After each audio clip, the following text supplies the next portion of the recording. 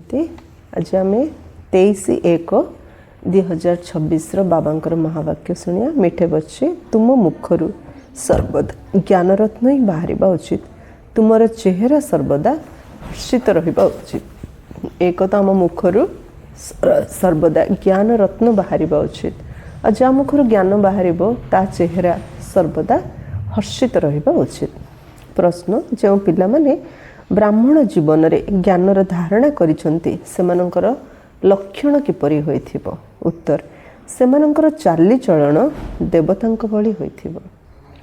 ए संगम जुग रे ब्राह्मण जीवन रे जो माने ज्ञान धारण करचंती सेमानंकर चाली चलन देवता भली होइथिबो। सेमाने दैवी गुणर धारणा करथिबे। सेकंड, सेमानंकर ज्ञानर विचार सागर मंथन करिवार अभ्यास थिबो। चाली चलन दैवी गुणयुक्त केतल हम जदि बुद्धि रे ज्ञानर विचार सागर मंथन चलथिबो। सेमाने केबे हेले आसुरी कथार अर्थात कादुअर मंथन करिवे नाही। आसुरी कथा, व्यर्थ कथा, परचिंतन, परदर्शन विषय केबे मध्य आलोचना मंथन करिवे नाही। थर्ड, सेमानंक जीवनरु गाली देबा एवं ग्लानि अर्थात निंदा करिबा समाप्त हो जाए थाए। सेमाने कार निंदा करिवेनी कि सेमाने केबे काहको गाली देबेनी। फोर्थ, सेमानंकर मुखमंडल सर्वदा हर्षित अवस्था रे रही थाए। चारटा पॉइंट आज बाबा कौन कहले? पिला माने ब्राह्मण जीवन रे ज्ञान धारण जे करूछंती सेनंगर लक्षण। फर्स्ट, तांको चाली चलन देवतांक भली हबो। सेकंड, सेमानंकर बुद्धि रे सबले ज्ञानर विचार सागर मंथन चलथिबो। थर्ड, सेमाने केबे मध्य आसुरी कथार अर्थात कादुअर ज्ञान छड़ा बाकी सब कथा कादुओ पंक तार से मंथन करेंगे ना किए कौटी कौन कला से विषय से केबे बुद्धि खटेनि। नेक्स्ट, सेमाने केबे का गाली देबेनी कि तांको मुखरे केबे कार से निंदा करेंगे। लास्ट, सेमानंको चेहरा सबले हर्षित अवस्था रे रहे। ओम शांति। बाबा आसी ज्ञान एवं भक्ति संबंध रे बुझाउछंती। एक कथा तो पिला माने बुझी गलेनी जे भक्ति द्वारा सद्गति होई न थाए एवं सत्य जुग रे भक्ति न थाए। ज्ञान मध्य सत्य जुग रे मिले नाही। श्री कृष्ण ना भक्ति करिथांती ना ज्ञानर मुरली बजाई थांती। मुरली अर्थात ज्ञान देबा। गायन मध्य रहिछि ना मुरली रे जादू, तबे निश्चित कोनसी जादू थिबो ना। केवल मुरली बजाइबा ताहा तो साधारण फकीर माने मते बजाउछंती, किंतु एही मुरली रे ज्ञानर जादू अछि। अज्ञान को जादू तो कह नाही, सेथिपई मुरली को जादू कह जाए। ज्ञान द्वारा ही मनुष्य देवता होइथांती। मुरली को कहीं जादू कहछि? मुरली शुणी शुणी मनीषर देवता हो जाए। सत्य जुग स्वर्ग होछि एही ज्ञान द्वारा मिलुथिबा संपत्ति। आकु जादू कहीं कहला ना, या ए ज्ञान द्वारा ही आमे स्वर्ग को जाउछु, स्वर्गर संपत्ति प्राप्त करछु। सेठारे भक्ति न थाए। द्वापर जुग ठारू भक्ति आरंभ हुए जेतेबेले कि देवतारू मनुष्य हो जाती। मनुष्य माननकु विकारी, देवता माननकु निर्विकारी कहा जाए। देवता माननकर सृष्टि को पवित्र दुनिया कहा जाए। एबे तुम माने देवता हेबाकु जाउछो। ज्ञान काहाकु कहा जाए? प्रथमे निजर बा बाबांकर परिचय एवं द्वितीय रे सृष्टिर आदि मध्यर अंतर रहस्य को ज्ञान कहा जाए। ज्ञान द्वारा सद्गति होता है। पुणी जेतेबेले ज्ञान द्वारा सद्गति होता है, पुणी जेतेबेले भक्ति आरंभ हुए ताकू अवनतिर कला अर्थात पतनर समय बोली कहा जाए। कारण भक्ति को राति एवं ज्ञान को दिन कहा जाए। यह तो जे कहीं भी बुझी पारिबे, किंतु दैवी गुण धारण हो पारे। कथाटा बुझा सहज, किंतु बुझिकी निज भितर दैवी गुण धारण करने तापाई परिश्रम करिया पड़ुछि।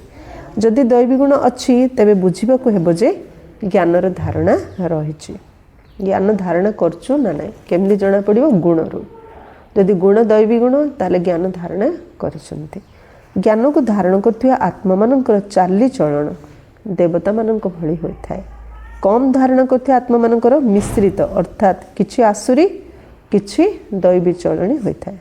जदि ज्ञानर धारणा नहीं तेबे सेमाने मोर संतान ही नुहंती। बाबा केमती कहले अछि जे ज्ञान को धारणा करनाहांती अर्थ चाली चलन देवी देवता भले नुह, तो बाबा सीधा कहले से मोर संतान ही नुहंती। लोक माने बाबांकर केते निंदा करछंती, କିନ୍ତୁ ବ୍ରାହ୍ମଣ କୂଳକୁ ଆସିଗଲା ପରେ ଗାଳି ଦେବା ଗ୍ଲାନି କରିବା ବନ୍ଦ ହୋଇଯାଏ। ଲୋକମାନେ ବାବାଙ୍କର କେତେ ନିନ୍ଦା କରୁଛନ୍ତି, କିନ୍ତୁ ସେଇ ଲୋକ ଯେତେବେଳେ ବ୍ରାହ୍ମଣ କୂଳକୁ ଆସି ଯାଉଛନ୍ତି ସେଇମାନେ ଯେତେବେଳେ ବାବାଙ୍କର ସନ୍ତାନ ହେଇଯାଉଛନ୍ତି ଅଟୋମେଟିକ୍ ଅନ୍ୟର ନିନ୍ଦା କରିବା ଗାଳି ଦେବା ସେମାନଙ୍କର ବନ୍ଦ ହେଇଯାଉଛି। ତୁମକୁ ଏବେ ଜ୍ଞାନ ମିଳୁଛି, ଯାହାର ବିଚାର ସାଗର ମନ୍ଥନ କରିଲେ ଅମୃତ ମିଳିଥାଏ। ଯଦି ଏହି ଜ୍ଞାନର ବିଚାର ସାଗର ମନ୍ଥନ ହେଉନି ତେବେ ବୁଦ୍ଧିରେ କ'ଣ ମନ୍ଥନ ହେଉଥିବ? ଆସୁରୀ ବିଚାର। ଜ୍ଞାନ ମନ୍ଥନ କଲେ ସେଥିରୁ ଅମୃତ ମିଳିବ। ଯଦି ହେଉନି ତା ଅର୍ଥ ମନ ଭିତରେ ବିଷ ଭରି ହେଇକି ଅଛି। ଆସୁରୀ ଚିନ୍ତନ ଅର୍ଥ ବିଷ, ଅର୍ଥ ବିକାର, ସେଥିରୁ ତ ଆବର୍ଜନା ହିଁ ବାହାରିବ। ଏବେ ତୁମେ ଈଶ୍ୱରୀୟ ବିଦ୍ୟାର୍ଥୀ ଅଟ। ଆମେ ହେଉଛୁ ଏବେ ଈଶ୍ୱରୀୟ ବିଦ୍ୟାର୍ଥୀ। ତୁମେ ଜାଣିଛ ଆମେ ମନୁଷ୍ୟରୁ ଦେବତା ହେବାର ପାଠ ପଢ଼ୁଛୁ। କ'ଣ ଜାଣିଛୁ? ଆମେ ମନୁଷ୍ୟରୁ ଦେବତା ହେବାର ପାଠ ପଢ଼ୁଛୁ। ଏଇ ପାଠ ଦେବତାମାନେ ପଢ଼ାଇବେ ନାହିଁ। ଏ ପାଠ ଦେବତାମାନେ ପଢ଼ାଇବେ ନାହିଁ। ଦେବତାମାନଙ୍କୁ କେବେ ଜ୍ଞାନର ସାଗର କୁହାଯାଏ ନାହିଁ। ଜ୍ଞାନର ସାଗର ତ ଜଣଙ୍କୁ ହିଁ କୁହାଯାଏ। ଦୈବୀ ଗୁଣ ମଧ୍ୟ ଜ୍ଞାନ ଦ୍ୱାରା ହିଁ ଧାରଣ ହୋଇଥାଏ। ଏଇ ଜ୍ଞାନ ଯାହାକି ବର୍ତ୍ତମାନ ତୁମମାନଙ୍କୁ ମିଳୁଛି ତାହା ସତ୍ୟ ଯୁଗରେ ନଥାଏ, କିନ୍ତୁ ଦେବତାମାନଙ୍କ ଭିତରେ ଦୈବୀ ଗୁଣ ଥାଏ। ତୁମମାନେ ସେମାନଙ୍କର ମହିମା ମଧ୍ୟ କରୁଛ ସର୍ବଗୁଣ ସମ୍ପନ୍ନ।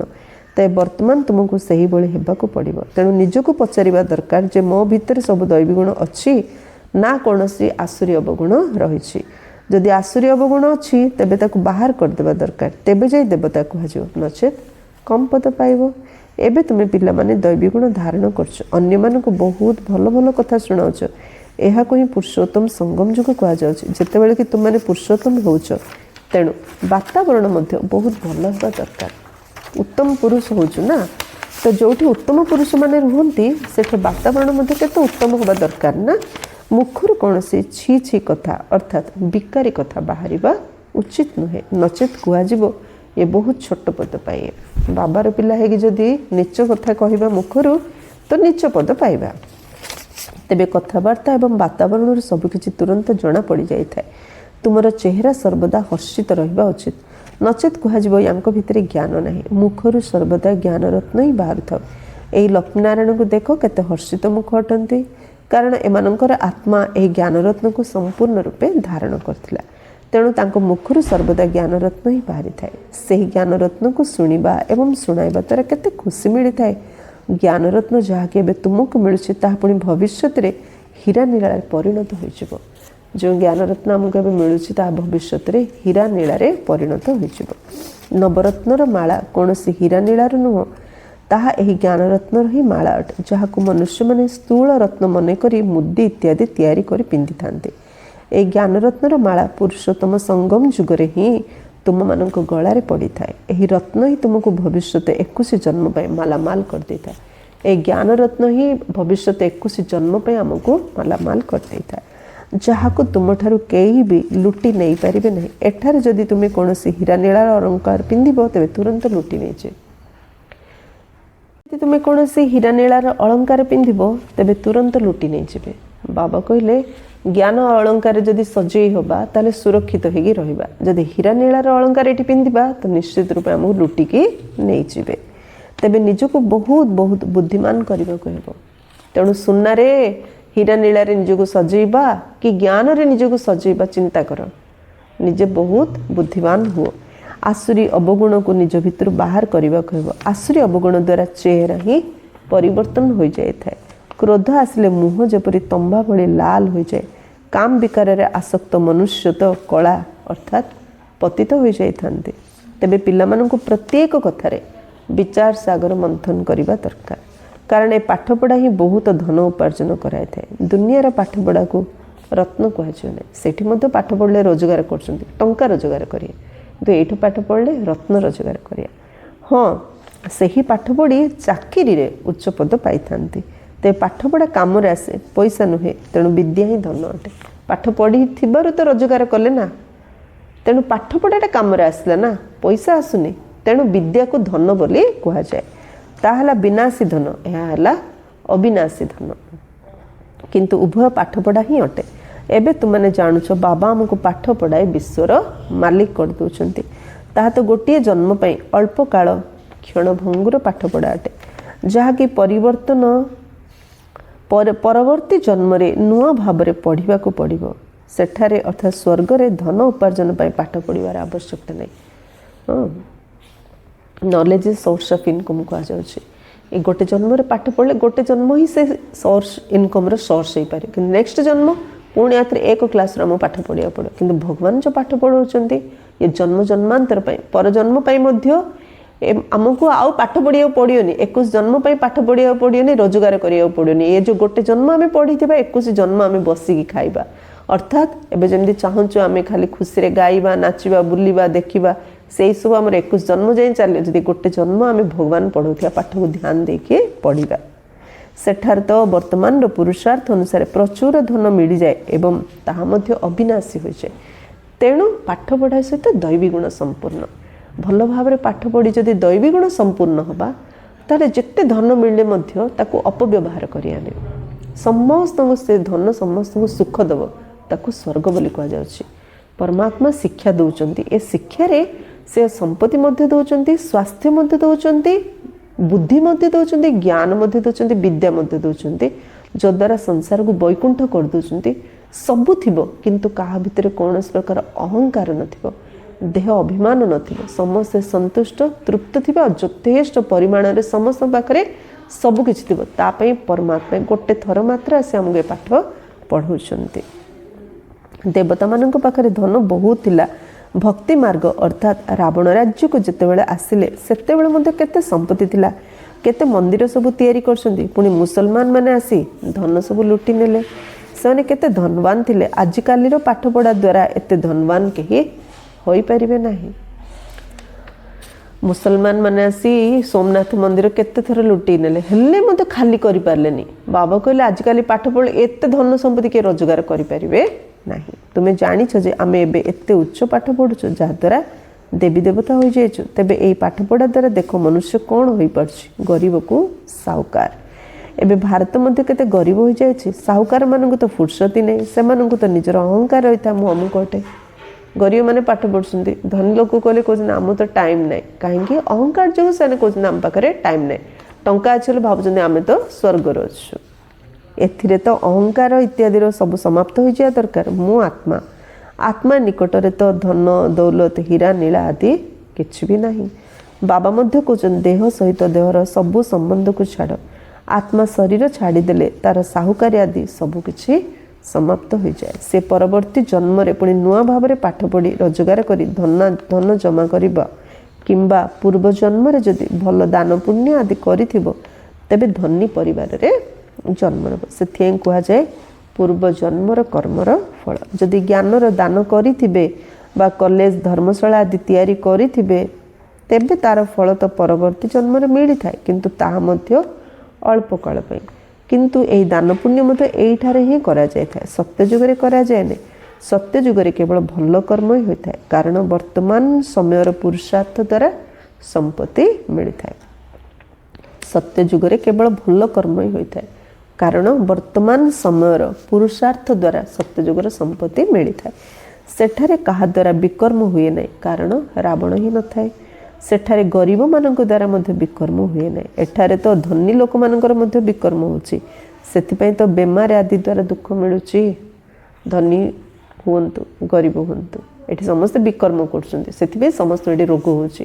କିନ୍ତୁ ସତ୍ୟଯୁଗରେ ଧନୀ ହୁଅନ୍ତୁ ଗରିବ ହୁଅନ୍ତୁ, ବିକାର ନଥିବ, ବିକର୍ମ ନଥିବ, ତେଣୁ ସେଠି ରୋଗ ନାହିଁ କି ଦୁଃଖ ନାହିଁ।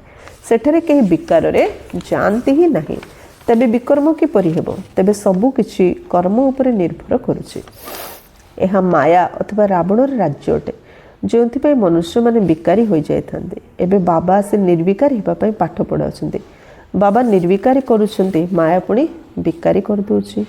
ରାମବଂଶୀ ଏବଂ ରାବଣବଂଶୀଙ୍କର ଯୁଦ୍ଧ ହେଉଛି। ତୁମମାନେ ବାବାଙ୍କର ସନ୍ତାନ ଅଟ, ସେମାନେ ରାବଣର ସନ୍ତାନ ଅଟନ୍ତି। କେତେ ଭଲ ଭଲ ସନ୍ତାନ ମାନେ ମଧ୍ୟ ମାୟା ଠାରୁ ହାରି ଯାଉଛନ୍ତି। ବାବାଙ୍କର କେତେ ଭଲ ଭଲ ସନ୍ତାନ ମଧ୍ୟ ମାୟା ଠାରୁ ହାରି ଯାଉଛନ୍ତି। ମାୟା ବହୁତ ଶକ୍ତିଶାଳୀ ଅଟେ, ତଥାପି ମଧ୍ୟ ଆଶା ରଖାଯାଉଛି, କାରଣ ଅଧମରୁ ଅଧମ ଅର୍ଥାତ୍ ବିଲକୁଲ ପତିତମାନଙ୍କର ମଧ୍ୟ ଉଦ୍ଧାର କରିବାକୁ ପଡ଼ିଥାଏ ନା। ବାବା ଆସନ୍ତି ଅଧମରୁ ଅଧମ ବିଲକୁଲ ପତିତମାନଙ୍କର ମଧ୍ୟ, ସାଧୁ ସନ୍ତ ପତିତ ପାପୀ ସମସ୍ତଙ୍କର ବାବା ଏବେ ଉଦ୍ଧାର କରୁଛନ୍ତି। ବାବାଙ୍କୁ ତ ସାରା ବିଶ୍ୱର ଉଦ୍ଧାର କରିବାକୁ ପଡ଼ିଥାଏ। ଏଭଳି ବହୁତ ଅଛନ୍ତି ଯେଉଁମାନେ କି ତଳକୁ ଖସି ପଡ଼ିଥାନ୍ତି, ଏହି ମାର୍ଗରେ ଚାଲୁ ଚାଲୁ କାମ ବିକାରର ଅଧୀନ ହୋଇଯାଇଥାନ୍ତି, ତେବେ ସେମାନେ ନିଜର ହିଁ କ୍ଷତି କରୁଛନ୍ତି, ଏକଦମ ଅଧମରୁ ଅଧମ ହୋଇଯାଉଛନ୍ତି। ଏଇଭଳି ଆତ୍ମାମାନଙ୍କର ମଧ୍ୟ ବାବା ଉଦ୍ଧାର କରୁଛନ୍ତି। ରାବଣ ରାଜ୍ୟର ତ ସମସ୍ତେ ଅଧମ, କିନ୍ତୁ ବାବା ଆସି ସମସ୍ତଙ୍କର ରକ୍ଷା କରୁଛନ୍ତି, ତଥାପି ବି ତଳକୁ ଖସି ଚାଲୁଥାନ୍ତି। ତେଣୁ ସେମାନେ ବହୁତ ଅଧମ ହୋଇଯାଇଥାନ୍ତି, ସେମାନେ ପୁଣି ଉପରକୁ ଉଠିପାରନ୍ତି ନାହିଁ। ତାଙ୍କର ସେଇ ଅଧମ ପଣିଆ ଅର୍ଥାତ୍ ବିକାରୀ କର୍ମ ଭିତରେ ଭିତରେ ମନକୁ ଘାରିଥାଏ। ଯେପରି ତୁମମାନେ କହୁଛ ଯେ ଅନ୍ତକାଳେ ଯେଉଁ ସ୍ତ୍ରୀ ସମୟରେ ଅର୍ଥାତ୍ ଅନ୍ତିମ ସମୟରେ ଯେ କାମ ବିକାରର ଇଚ୍ଛା ରଖିଥାନ୍ତି, ତାଙ୍କର ପରବର୍ତ୍ତୀ ଜନ୍ମ ମଧ୍ୟ ଅତି ବିକାରୀମାନଙ୍କ ପାଖରେ ଜନ୍ମ ହୋଇଥାଏ। ତାଙ୍କ ବୁଦ୍ଧିରେ ସେଇ ଅଧମ ପଣିଆ ହିଁ ମନେ ପଡ଼ିଥାଏ। ତେବେ ବାବା ଆସି ପିଲାମାନଙ୍କୁ ବୁଝାଉଛନ୍ତି, କଳ୍ପ କଳ୍ପ ତୁମେମାନେ ହିଁ ଦେବତା ହେଉଛ, ଜୀବଜନ୍ତୁମାନେ ତ ହେବେନି, ମନୁଷ୍ୟମାନେ ହିଁ ହୋଇଥାନ୍ତି ଏବଂ ବୁଝିଥାନ୍ତି। ତେଣୁ ବାବା ବୁଝାଉଛନ୍ତି ଏ ଲକ୍ଷ୍ମୀ ନାରାୟଣଙ୍କର ମଧ୍ୟ ନାକ କାନ ଅଛି, ସେମାନେ ମଧ୍ୟ ମନୁଷ୍ୟ ଅଟନ୍ତି ନା।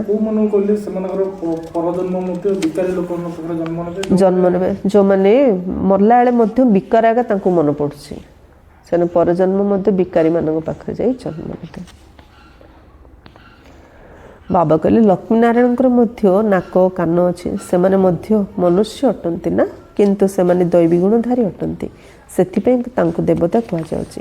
ଏମାନେ ଏଭଳି ସୁନ୍ଦର ଦେବତା କିପରି ହେଉଛନ୍ତି ଏବଂ କିପରି ତଳକୁ ଖସିଛନ୍ତି, ଏହି ଚକ୍ର ବିଷୟରେ ତୁମକୁ ଜ୍ଞାନ ମିଳିଗଲା। ଯେଉଁମାନେ ବିଚାର ସାଗର ମନ୍ଥନ କରୁଥିବେ ସେମାନଙ୍କର ଧାରଣା ମଧ୍ୟ ବହୁତ ଭଲ ହୋଇଥିବ। ବାବା କହିଲେ ଯେ ଜ୍ଞାନଟାକୁ ଚିନ୍ତନ କରୁଥିବ ସେ ଧାରଣା ମଧ୍ୟ ବହୁତ ଭଲ କରିବ। ଯେଉଁମାନେ ବିଚାର ସାଗର ମନ୍ଥନ କରନ୍ତି ନାହିଁ ସେମାନେ ନିର୍ବୋଧ ଅଟନ୍ତି। ଯେଉଁମାନେ ମୁରଲି ଶୁଣାନ୍ତି ସେମାନଙ୍କ ବୁଦ୍ଧିରେ ବିଚାର ସାଗର ମନ୍ଥନ ଚାଲିଥାଏ। ଏହି ବିଷୟ ଉପରେ ଏହି କଥା ସବୁ ବୁଝାଇବାକୁ ହେବ। ମୁରଲି ଶୁଣିଲେ ବୁଦ୍ଧି ଚାଲୁଛି ନା, ବାବା ଏ ପଏଣ୍ଟଟା କଲେ ପଏଣ୍ଟ ଉପରେ ମୁଁ ଏମିତି ବୁଝେଇବି, ତାଙ୍କ ଭିତରେ ଆପେ ଆପେ ବିଚାର ସାଗର ମନ୍ଥନ ଚାଲିଥାଏ। ଅମୁକ ଅମୁକ ବୁଝିବା ପାଇଁ ଆସିବେ, ତେଣୁ ସେମାନଙ୍କୁ ମଧ୍ୟ ବହୁତ ଉତ୍ସାହର ସହିତ ବୁଝାଇବେ। ହୋଇପାରେ ସେମାନେ କିଛି ବୁଝି ଯାଇପାରନ୍ତି, ତେବେ ସବୁ କିଛି ତାଙ୍କ ଭାଗ୍ୟ ଉପରେ ନିର୍ଭର କରେ। କାହାର ତୁରନ୍ତ ନିଶ୍ଚୟ ହୋଇଯାଇଥାଏ ତ କାହାର ହୁଏନି, ତଥାପି ଆଶା ରଖାଯାଏ। ଏବେ ବୁଝି ନାହାନ୍ତି ତ ସମୟ ଆସିଲେ ନିଶ୍ଚିତ ବୁଝିବେ, ଆଶା ରଖିବା ଦରକାର ନା। ଆଶା ରଖିବା ଅର୍ଥାତ୍ ସେବାର ସଉକ ରଖିବା। କାହାଠୁ ମଧ୍ୟ କିଏ ମଧ୍ୟ ନିଶ୍ଚୟ ଶୁଣିଲେ ବୁଝିବ, ବଦଳିବ, ଏ ଆଶା ରଖିବା ଅର୍ଥ ସେବାର ସଉକ ରଖିବା। ଏଥିରେ ଥକି ଯିବାର ନାହିଁ, କିଏ ତ ଶୁଣୁନି, କିଏ ତ ବୁଝୁନି, କ'ଣ ଶୁଣିବା କ'ଣ ବୁଝେ ଏମିତି ଭାବି ଥକି ଯିବାକୁ ହେବନି। ଯଦିଓ କେହି କେହି ଜ୍ଞାନକୁ ବୁଝିବା ପରେ ମଧ୍ୟ ଅଧମ ଅର୍ଥାତ୍ ବିକାରୀ ହୋଇଯାଇଛନ୍ତି, କିନ୍ତୁ ପୁଣି ଯଦି ସେ ଆସୁଛନ୍ତି ତେବେ ତାଙ୍କୁ ନିଶ୍ଚିତ ଭିଜିଟିଂ ରୁମ୍ ଅର୍ଥାତ୍ ବୈଠକ ଗୃହରେ ବସାଇବା ଉଚିତ। ଏପରି ନୁହେଁ କି ଚାଲିଯିବାକୁ କହିବ, ତାଙ୍କୁ ପଚାରିବା ଦରକାର ଯେ ଏତେ ଦିନ ହେଲା କାହିଁକି ଆସୁନଥିଲ। ସେମାନେ କହିବେ ଯେ ମାୟା ଠାରୁ ହାରି ଯାଇଥିଲେ। ଏଇଭଳି ଅନେକ ପିଲା ଆସୁଛନ୍ତି, ସେମାନେ ଜାଣିଛନ୍ତି ଜ୍ଞାନ ବହୁତ ଭଲ, କିନ୍ତୁ ମାୟା ମୋତେ ହରାଇ ଦେଲା। ଜ୍ଞାନର ସ୍ମୃତି ତ ରହିଥାଏ ନା, ଭକ୍ତିରେ ତ ହାରିବା ଏବଂ ଜିତିବାର କଥା ନଥାଏ। ତେବେ ଜ୍ଞାନକୁ ଧାରଣ କରିବାକୁ ହେବ। ଏବେ ତୁମେ ବାବାଙ୍କ ଦ୍ୱାରା ସତ୍ୟ ଗୀତା ଶୁଣୁଛ, ଯାହାଦ୍ୱାରା ଦେବତା ହୋଇଯାଉଛ। ଯେ ପର୍ଯ୍ୟନ୍ତ ବ୍ରାହ୍ମଣ ନ ହୋଇଛ ସେ ପର୍ଯ୍ୟନ୍ତ ଦେବତା ହୋଇପାରିବ ନାହିଁ। ଖ୍ରୀଷ୍ଟିଆନ, ପାର୍ସୀ ଏବଂ ମୁସଲମାନ ଧର୍ମରେ ବ୍ରାହ୍ମଣ ନଥାନ୍ତି, ଏସବୁ କଥାକୁ ଏବେ ତୁମେମାନେ ଜାଣୁଛ। କେବଳ ହିନ୍ଦୁ ଧର୍ମରେ ହିଁ ବ୍ରାହ୍ମଣ ଅଛନ୍ତି, କାରଣ ଆମେ ଏବେ ବ୍ରାହ୍ମଣ ବ୍ରହ୍ମା ମୁଖରୁ ଜ୍ଞାନ ଶୁଣିକି ଦେବତା ହେଉଛୁ। ତୁମମାନେ ଜାଣିଛ ଏବେ ଅଲ୍ଫ ଅର୍ଥାତ୍ ବାବାଙ୍କୁ ମନେ ପକାଇବାକୁ ହେବ। ସେଇ ଅଲ୍ଫଙ୍କୁ ସ୍ମରଣ କରିବା ଦ୍ୱାରା ହିଁ ସତ୍ୟଯୁଗୀ ରାଜତ୍ୱର ପ୍ରାପ୍ତି ହୋଇଥାଏ।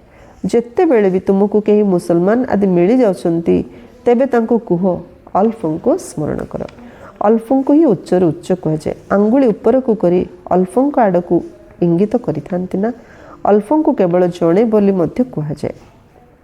ଭଗବାନ କେବଳ ସେହି ଜଣେ ହିଁ ଅଟନ୍ତି, ବାକି ତ ସମସ୍ତେ ହେଲେ ତାଙ୍କର ସନ୍ତାନ। ବାବା ତ ସର୍ବଦା ଅଲ୍ଫ ହିଁ ଅଟନ୍ତି। ସେ ସତ୍ୟଯୁଗରେ ରାଜତ୍ୱ କରନ୍ତି ନାହିଁ, ସେ ଜ୍ଞାନ ମଧ୍ୟ ଦେଇଥାନ୍ତି ଏବଂ ନିଜର ସନ୍ତାନ ମଧ୍ୟ କରିଥାନ୍ତି। ତେବେ ସନ୍ତାନମାନେ ସଦା ସେ ସତ୍ୟଯୁଗରେ ରାଜତ୍ୱ କରନ୍ତି ନାହିଁ, ସେ ଜ୍ଞାନ ମଧ୍ୟ ଦେଇଥାନ୍ତି ଏବଂ ନିଜର ସନ୍ତାନ ମଧ୍ୟ କରିଥାନ୍ତି। ତେବେ ସନ୍ତାନମାନେ ସଦାସର୍ବଦା ଖୁସିରେ ରହିବା ଦରକାର ଯେ ବାବା ଆମର କେତେ ସେବା କରୁଛନ୍ତି, ଆମକୁ ବିଶ୍ୱର ମାଲିକ କରୁଛନ୍ତି, କିନ୍ତୁ ନିଜେ ସେହି ପବିତ୍ର ନୂଆ ଦୁନିଆକୁ ଆସନ୍ତି ନାହିଁ। ବାବା ଆମକୁ ବିଶ୍ୱର ମାଲିକ କରୁଛନ୍ତି, କିନ୍ତୁ ନିଜେ ସେହି ପବିତ୍ର ଦୁନିଆକୁ ଆସନ୍ତି ନାହିଁ। बाबा कहते पवित्र दुनिया को मते कहीं डाकती भी नहीं, पतित मनुष्य मैंने यही पतित दुनिया को ही डाकी था। पवित्र दुनिया को आसी से कौन करेंगे, तांकर नाम ही पतित पावन अटे। तेणु पुराणा दुनिया को नुआ करबा तांकर कर्तव्य। बाबांकर नाम है शिव और पिलामानंकु शालग्राम कह जाए। से मानकर पूजा होता है, तांको शिव बाबा बोली कही समस्ते मने पकई थांते। आहुरी मध्य ब्रह्मा को बाबा बोली कह जाए। प्रजापिता ब्रह्मा बोली बहुत कही थांती, किंतु तांको यथार्थ भाव में कहीं जानी नाहंती। ब्रह्मा कहार संतान, तुम्हें कहब परमपिता परमात्मा शिव ही तांको संतान रूप में ग्रहण करचंती। ये ब्रह्मा तो शरीरधारी अटंती ना, सबु आत्मा माने ईश्वरंकर संतान अटंती। सबु आत्मांकर निज निजर शरीर अच्छी। सर्व आत्मा मानंकु अलग अलग पाठ मिली, जो पाठ समस्त को बजाइबा को ही हेबो। यह परंपरा चली आसी। प्रत्येक आत्मा को गोटे गोटे शरीर मिली और ताकु से पाठ प्ले कर शरीर द्वारा। ये अनादि काल चली आसी। अनादि अर्थात जार आदि मध्य अंत नहीं। अनंत काल आम आत्मा माने गोटे पर गोटे गोटे पर गोटे अनेक शरीर धारण कर अभिनय कर चली। लोक मैंने जिते शुणुंट जे दुनिया विनाश होगा जाऊँगी, तेणु द्वंद्व पड़ जाती पुणी तैयारी हेब किपरि। बाबा बुझाऊँ यह अनादि अविनाशी अटे, केबे तैयारी होइछि एक कथा पचरा जाई पारिबो नाही। शास्त्र रे जो भली अतिरंजित करी लिखि दैछन्ति, वास्तव रे सेही भली प्रलय अर्थात संपूर्ण ध्वंस केबे भी हुएनि। संपूर्ण जलमग्न हबो, तापरे श्रीकृष्ण भासी भासी आसीबे।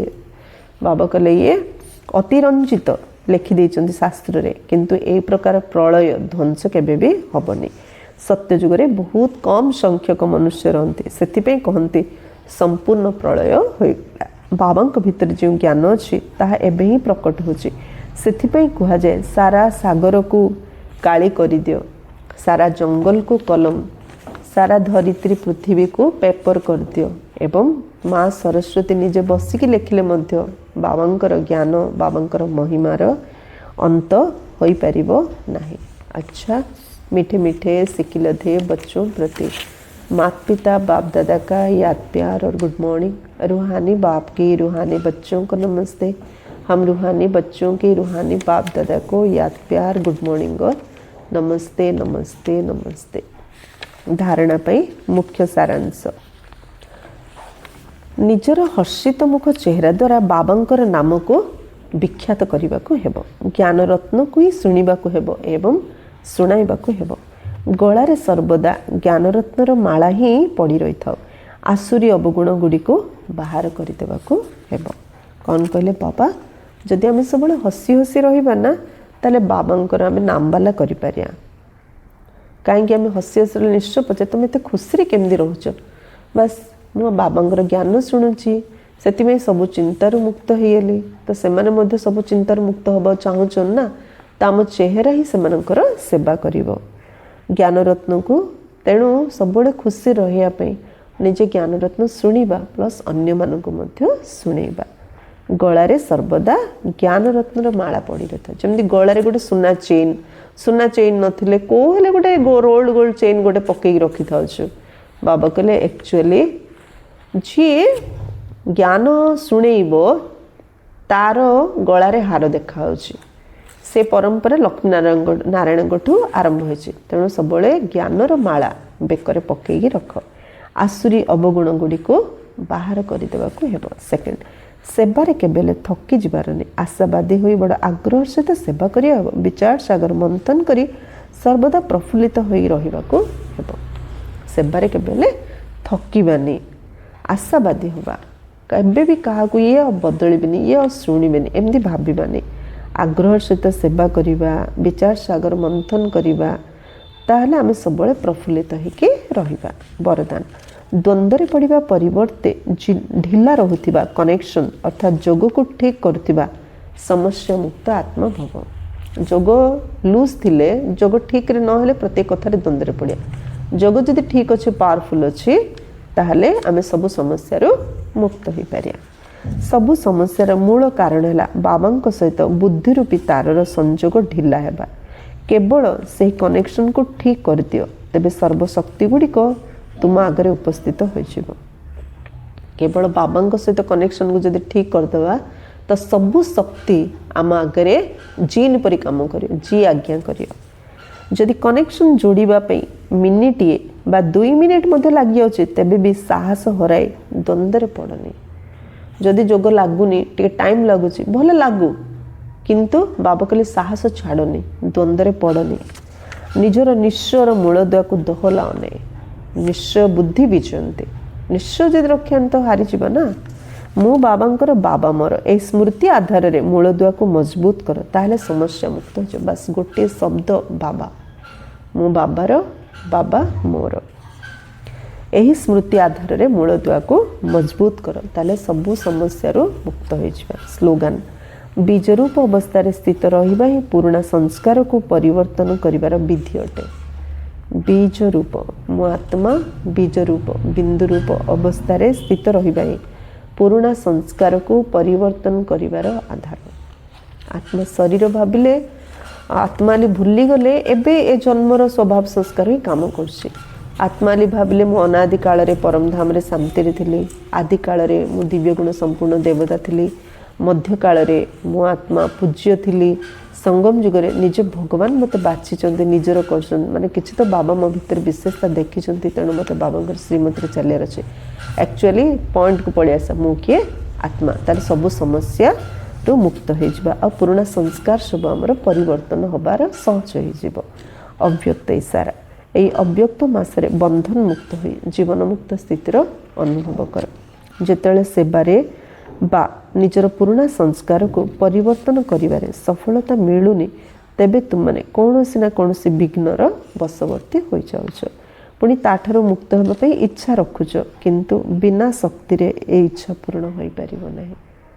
चाहे सेबारे हो चाहे संस्कार परिवर्तन रे हो आम शक्ति दरकार आ जोग कले ही शक्ति मिलिबो आ शक्ति द्वारा ही आमे ए सब करि परिबा सेथि पई बिना जुगरे दीदी माने खाली केन सुनुथिबा परिवर्तन आसियो जेतो सुनी सेतो आगा खुशी लागे मजा लागे शांति लागे हां जोग कले से शक्तिटा आम भितर भरियो जोग निहाती आवश्यक सेथिपे एबे अलंकारी रूप धारण कर शक्ति रूप धारण कर ताहले बंधन मुक्त हो अलंकार रूप धारण कर विष्णु को 4टा अलंकार देखाला शंख चक्र गदा पद्म खाली ज्ञान शुणेबानी किंतु शक्ति स्वरूप होबा आउ पद्म ए पंक दुनिया रही मध्य सब डिटाच होके रहिबा शक्ति स्वरूप को धारण करिया ताहले हमें बंधन मुक्त हो। अच्छा ओम शांति।